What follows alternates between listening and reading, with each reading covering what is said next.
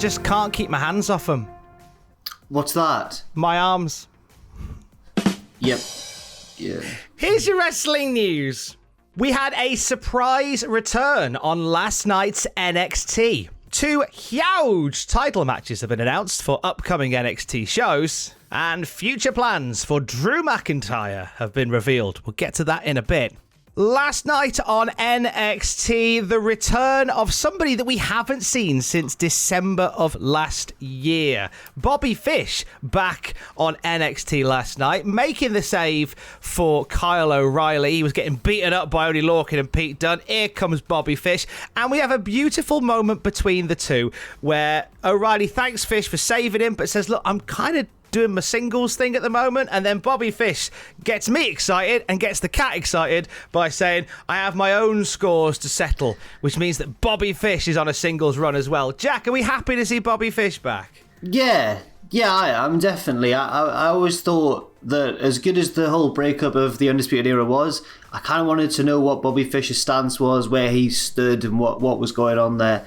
So it's nice to see him back. He's obviously had quite a bit of trouble with injuries over the years recently, but it's always nice to see him when he shows up. And as you say, he could be getting his own dedicated little push as well, which will be nice. The sad part about Undisputed Era splitting up is that we've lost a really great faction in wrestling. But the positive is we've got 4 cracking singles wrestlers now in the mix on NXT. You know, once Roderick Strong gets back from, having his little strop off, he'll be back. He'll be back. And then you got Adam Cole, you got Cool Kyle, and you got Bobby Roode. That's not Bobby Roode. No, Bobby Fish. Get him down there as well. Get Roode in there as well. Yeah. Chuck all the Bobbies in there. Bobby from King of the Hill. Get amongst it. It was an eventful night of NXT. We've got some more details on this faction that Isaiah Swerve Scott has set up, don't we, Jack? Yes, he has introduced his new group, I say he's introduced them. They've been appearing quite a bit recently, but he's officially introduced them on last night's show, and he's called them Hit Row Tom. Beautiful. Not Hit Row Tom, sorry, just Hit Row. Hit Row Tom, I think, was a Pokemon. I think it's an evolution of Hitmonchan. Yeah. But no, he's introduced Hit Row, and it basically consists of Isaiah Swerve Scott himself as the leader. You've got AJ Francis now calling himself Top Dollar. Brianna Brandy, who signed with WWE in 2019 and introduced herself as B-Fab. And Ashante the Adonis, who has appeared regularly on 205 Live, of course, and on NXT as well, and has been aligned with Scott in the past. And WWE have also trademarked the term Hit Row Records on May 6th. I don't know whether that would be maybe a finishing move or maybe some kind of event or talk show segment. I'm not quite certain. What if they're going to release an album? Oh, yes, there we go. I need a hip-hop cover of Slam Jam immediately, please. Top Dollar and B-Fab, where on the scale are they next to Slapjack, T-Bar and Mace in terms of names? Now, as excited as I am for this group, and I think it's looking quite promising, I do have to admit as well that I wasn't a big fan of the names too. I don't know if that's just because it was so soon to Retribution, or because it felt like the names were like Retribution Cool Edition. You know what I mean? I don't know what to make of it, really. Retribution with sunglasses on. Yeah. So I don't really know about that. Great promo from them on NXT. Like there's a real energy about this group. I'm really excited to see what they do. Good couple of weeks coming up for NXT. Next week, Johnny Gargano puts the North American title on the line against Bronson Reed, a match that, as a result of whey-flavoured shenanigans, will now be a steel cage match. I am devastated, Jack, that they didn't hang on a little bit longer and do this at a takeover in your house in June, because we might have seen the blue bar cage. Yeah, that would have been nice, wouldn't it? But I do understand. They've got to try and make, especially in the pandemic as well, I guess it sort of feels like they've got to try and make each episode of NXT a little bit bigger, especially with, I know they're on different nights now, but with AEW so recently doing their big show as well. So I get it, I do get it, but I think I do agree with you as well. I would have liked to have seen that blue bar cage too. I'm glad that, on the whole though, I am glad they're bringing back In Your House as a concept for the takeover. A title match for Karrion Kross coming up. He's Cross and he's Karrion Kross. He's Cross. What's the score with Karrion Kross, Jack? Well, Karrion Kross is basically going to make his first defense of the NXT Championship in this reign, of course, and it's going to be a rematch against Finn Balor. Balor, of course, lost the title to Karrion Kross in the main event of Night 2 of TakeOver Stand and Deliver in a match that personally, I expected to be a bit of a squash, but instead we got quite a drawn-out tactical battle between the two. It turned out to be very, very good, and of course, Karrion Kross got the win. So it'll be interesting to see how they change that around this time. Former NXT, well, I say former, he's still technically on the roster. I don't know why I called him a former NXT star, because he's still very much there. But he was backstage at Monday Night Raw just the other day, and it led to some conversations about his next steps. We do have an update on Velveteen Dream now. Dream appearing backstage at Raw last night kind of got everybody thinking, oh, is this a call-up? Is he back? What's the deal? PW Insider are reporting that Dream was backstage at Raw on Monday, but he was never scheduled to do anything. He was just backstage and present. No word on why he was there.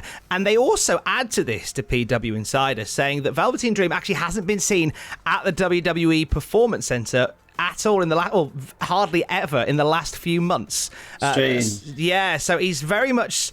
It feels like he's very much persona non grata at the moment within WWE, very much to the side. He's kind of the elephant in the room for WWE because so much has been said and gone down, and there's been no convictions. I'm aware that we're not going to go into that, but certainly a lot of unanswered questions around the Dream, and sort of their actions are speaking quite loud by the fact that he's not been part of TV. He's not been at the Performance Center. You guys touched on this yesterday, I know, but it does seem strange his name even being in the conversation, doesn't it? It really, really does. Yeah, it really does. I don't quite know what to make of it. But it's an odd one, isn't it, that he was just backstage at Raw, but nothing was ever planned for him. So why? I don't really understand what's going on.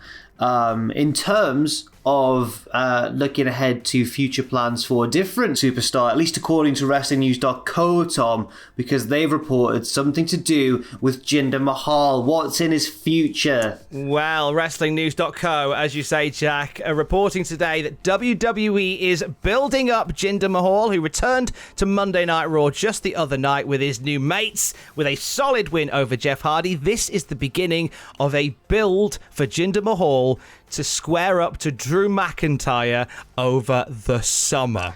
So is this good? Is this good? I mean, that's a worry, isn't it? When you have to go, is this good? Somebody do a meme of a meme of Jack over the face of that guy looking at the butterfly. Make the butterfly Jinder and Drew, and the caption, "Is this good?" Well, is it good? Because it's different, and I think, do you know what? I am at this point. I've had pie and mash from Raw for the past 3 weeks. Like, right. I'm even ready for a sausage roll because it's just something a bit different because it feels very stale at the moment. This is something I think they wanted to do this last year, didn't they? During the height of Drew's first reign. There's a lot. Do you know what? There's a lot of really lovely stories they can tell here. I know that the instinct of Jinder Mahal being back in the title race kind of leaves a bit of a weird feeling in your stomach, but at least there's some story here. There's the former members of the three-man band. They both they were sort of saddled with this cursed gimmick that kind of caught on, but no one got behind. They went away and did their own thing, sort of found their feet again, and have come back. Both of them bigger than ever, in literally and physically. Yeah. And so there's a nice story to tell there. If WWE go down that route of telling that story, I think they'd be foolish if they didn't. I think that it'd be pointless if they have this rivalry and not even reference three-man band. I think it's a good chance to bring Heath Slater back in for another quick stop off. Well, absolutely, but at the same time, I wonder if it is going to be in or around the title picture, or does this represent a bit of a slide for Drew down the card? Oh, really? So you think this might be the end of Drew's, as opposed to a lift for Jinder, a drop for Drew? I don't know. Because obviously he's got the triple threat match for the title coming up at WrestleMania Backlash, and if he doesn't win that, then I guess we could argue that maybe his push has been kind of forgotten about with that shocking result at WrestleMania Night 1. I don't know what to think. I hope it could not, be 'cause, Drew I like versus Drew, but- Jinder in the main event of SummerSlam. Yeah. Yeah. Do it. Yeah. Do it. Welcome back, fans. Welcome back. More news later. Stay safe. Love you. Bye.